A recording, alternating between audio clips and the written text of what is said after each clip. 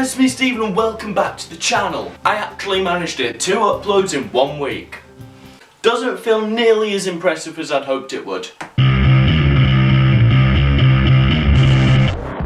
FaMe. FaMe is written and directed by Will Carne. It's his first short film, and as the poster would have you believe, this is about YouTube, or more specifically what happens behind the scenes of YouTube. Now I'd be lying if I said I was going to be completely unbiased, as one of my friends is actually a producer on this film, but I'm going to try and stay objective. Probably going to go too far the other way now. The film follows 2 YouTubers, Jake Murphy, played by Dominic Pollard, and Justin, played by Thomas Ababio. Jake's girlfriend Frankie, played by Kat McCarthy, also makes videos, and the 3 of them live together. That's the base. From there it could have been a sitcom or a horror, but instead we get a well-written drama. These are 3 very successful creators. We get to see their actual lives and how that might be different from the way it's portrayed on screen. This film explores the genuine pressures put on people in this position. I might end up touching on minor plot points in this review, so make sure you go watch the film first and then come back and watch this.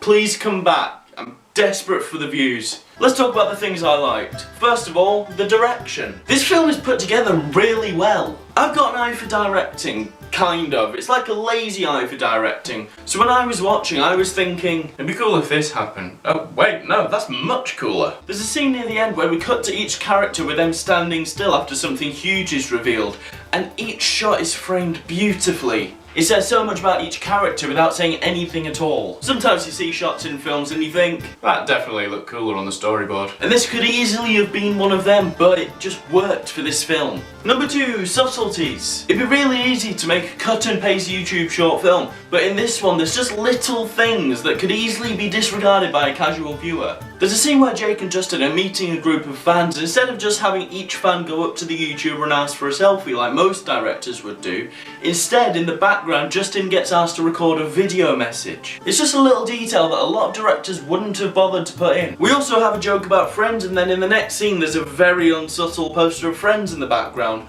which for some people might be a bit much, but I enjoyed it. Number 3, the story. The topic this film deals with is very important. I can't really give out any details because if I did it would ruin the whole story. Some films, for example Empire Strikes Back, you can watch them already knowing the bombshell and they're still incredible without the big reveal. This film isn't. It's not a bad thing, I think it's a very deliberate thing. The trailer barely even showed any of the plot. If you watch this film knowing the bombshell going in, you'll watch it with the wrong mindset and completely miss the point. We're supposed to watch it without having a clue what's going on. We are the YouTube audience. In fact, watching this film on YouTube proves that point. Mini spoiler alert, one of my initial criticisms was going to be how quickly Jake turned into this creepy guy. So it came from nowhere, I thought. But rewatching it, I noticed the little things, again, more subtleties, that just hint at something untoward may be going on. But not so obvious that it ruins, I want to say the surprise, but that seems way too celebratory for what it is. For example, there's a shot with Jake on Snapchat and he opens a snap from a girl. And to begin with, I thought it was just a filler shot, just a way to cram in another social media brand. It was only on the second watch I realised,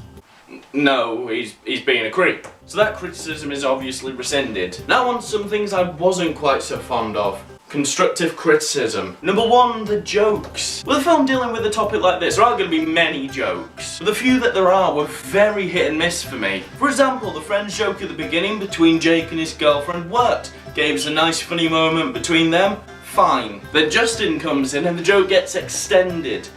It didn't work for me. It should have been left as Jake left the room, I think. Number 2, Jake and Frankie's relationship. I know it's a short film and there was a bigger and more important story being told, but I didn't care about Jake and Frankie anywhere near as much as I should have done. It might be because Frankie isn't in it that much, so we have no affinity with the character, so the majority of the relationship building is told rather than shown. So when I got to the end of the film, and spoiler, she goes to Jake's house to confront him and she doesn't ring the bell in the end, the whole scene didn't make me feel anything. That scene should have been a punch to the gut. The performances in that scene were really good and it was really well shot, don't get me wrong, but because there was no sense of a relationship, it kind of makes it emotionally void, which is much less than this film deserves. Number 3, shoe-ins. I say shoe-ins, it was shoe-in, but it was a big one, okay? There's a few scenes that felt out of place. For example, there's a scene where Jake and his manager are talking on the phone about the first few chapters of his book being needed today, but it doesn't go anywhere. It kind of felt like it was a, right, big YouTubers have book deals, so let's throw that in there. To me, the film had already done a really good job at showing us he was a big YouTuber with visual exposition rather than verbal.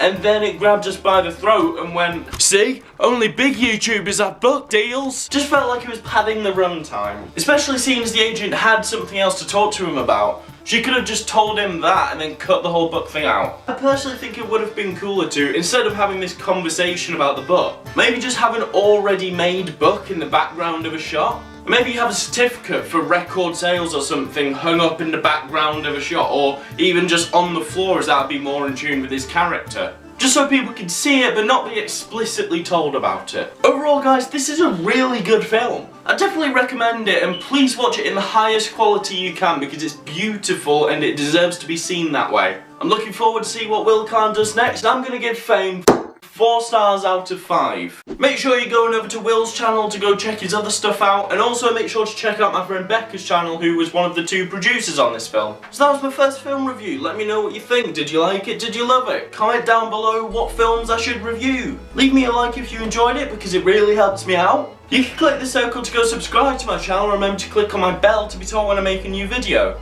You can click this box on the left of the screen to go see my most recent upload, and you can click the box on the right to go see the vlog from when I went to see Busted with Jack Johnson. I'll see you on Monday with episode 3 of Social Media Messes.